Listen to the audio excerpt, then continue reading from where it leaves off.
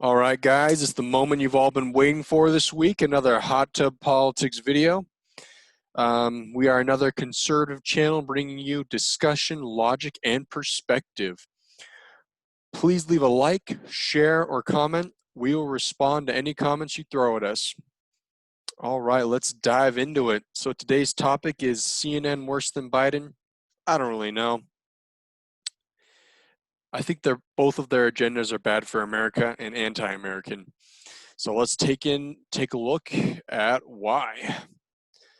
All right, so this first one is Macy's workers beaten Filmed in inside the public. Macy's at the Genesee Valley Center Mall shows a man hitting an employee, knocking him to the ground, hitting him again, while using the N-word over and over. You can also hear the employee repeatedly saying, "I'm sorry." Boom. A man is using the N-word and beating up somebody. Seems pretty racist to me. What does CNN have to say? Absolutely nothing. And I tried several searches, but due to time, we're just going to leave it at that one. Macy's employee gets beat up. CNN's got nothing for us. And my thoughts on this are, if CNN really cared about racism, they should have showed this, gotten coverage on it, but they have nothing. And this is what Macy's has to say. Violence in the workplace of any kind is unacceptable. All the materials from the evening have been reviewed, and it is clear that the attack was unprovoked. So you can look into that yourself, but overall, a real racist incident in America, and CNN's got nothing to say on it.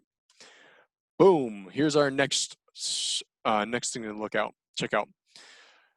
Last week I talked about how George Floyd's killing possibly was not racist. Overall, I think there's not a ton of evidence to show that Derek Chauvin, the cop, was not racially motivated, and he's just a bad cop. And I talked about that in my last video, so go ahead and check it out. Anyways, 104 people were shot in Chicago over Father's Day weekend. That is insane. And CNN's got no coverage on it. And if they really cared about the black community or racism, or I guess problems in the black community and real racism, they would have shown and gotten coverage on something like this. 104 shot in Chicago, but they have nothing. All right. Next, CNN wanted to make this photo and this instance seem like it was racially motivated and that MAGA people, Make America Great Again people, Trump people, are racist against minority communities. And the real story of this incident is there were black Hebrew Israelites, people that were actually being racist against the Native American people that were here. So Nathan and his group, and these high school boys from a Catholic school. So the black Hebrews were the ones being the racist, and they were yelling things at both these parties here. And the school students, to de-escalate things, their attempt to de-escalate things and push out the racial and aggressive slurs from the black Hebrew Israelites, started doing school chants. And Nathan Phillips over here, Mr. Wise Guy, thinks that in order to calm things down, he's going to start beating a drum and walk into the center of a group of high school boys doing their high school chants. And CNN tries to play this to make it look like it's racist. All right, and just because of time and I have a lot of stuff to talk about, there is a video on YouTube that goes through the whole thing, 36 minutes. Check it out. It's a great video. You can see beginning to end on everything that happens, and it's a really eye-opener because CNN just doesn't help you get that perspective. All right, and also CNN has this article from Nathan Phillips, where Nathan Phillips, you can search "Build the Wall." I found it, and Nathan Phillips says that the boys are yelling "Build the Wall," and in this case, doesn't make any sense because it's first off African Americans and Native Americans, both of them unaffected. Both of these groups are unaffected by any wall built on the southern border, so doesn't make any sense. And of course, CNN's going to try and eat it up because it fuels their agenda. All right, and next, here we go. This is a good one.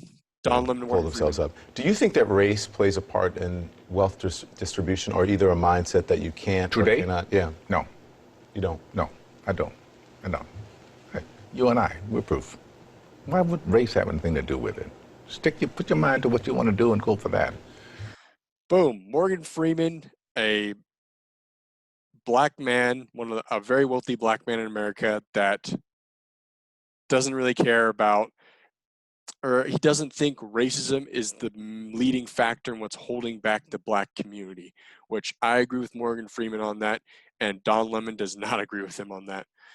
And you'll see later, let's see here, where's Don Lemon? So here we go, we'll play this part. Biggs recently said, so I know that it's an issue, but it seems like every single day on television I'm talking about race, and it's because of the news cycle, it's in the news, but sometimes I get so tired of talking about it, I want to just go. Okay, so Don Lemon just said there he's tired of talking about race. Look at the date here. This is 2014. Today's 2020. And guess what Don Lemon's doing? I don't know. He's talking about race.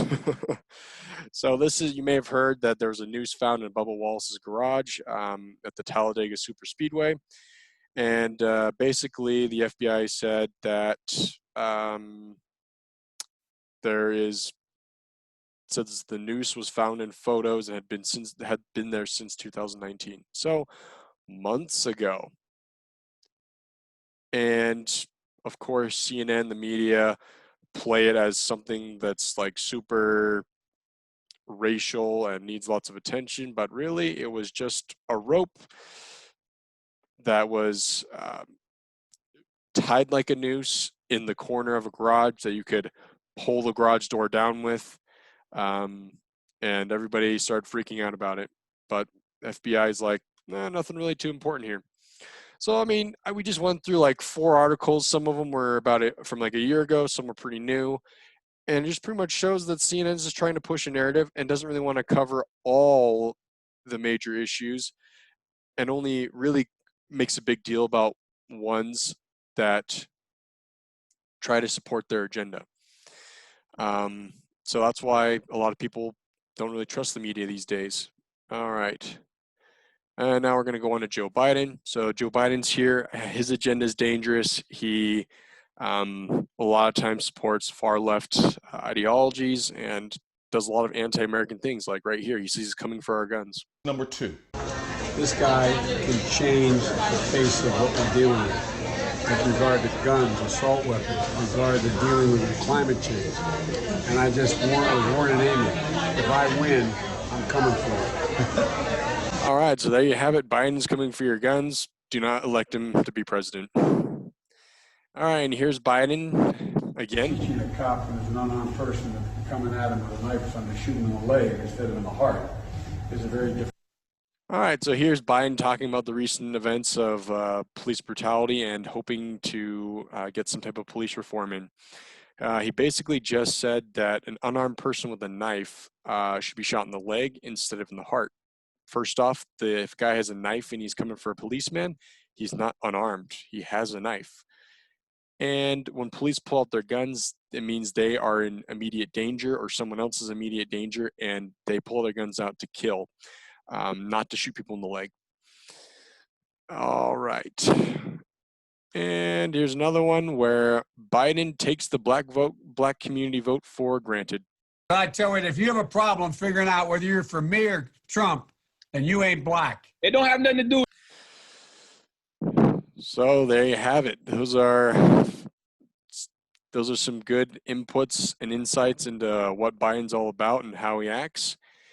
And I think his agenda and the agenda of the media are both dangerous to America and tend to support Marxist ideologies like Black Lives Matter. And we should be careful about how much we listen to them, and or not careful because it's important to listen, but careful. We should critically think about what they're telling us and look at their actions and how what they're doing impacts people. Does it make them more radical, make them more peaceful? Does it make the economy better? And stuff like that. All right, and to finish this off, let's hear what Joe Biden has has to tell us about this upcoming election. You should vote for Trump. There you have it. You should vote for Trump. Thanks for tuning in, everybody. We'll see you on the next video.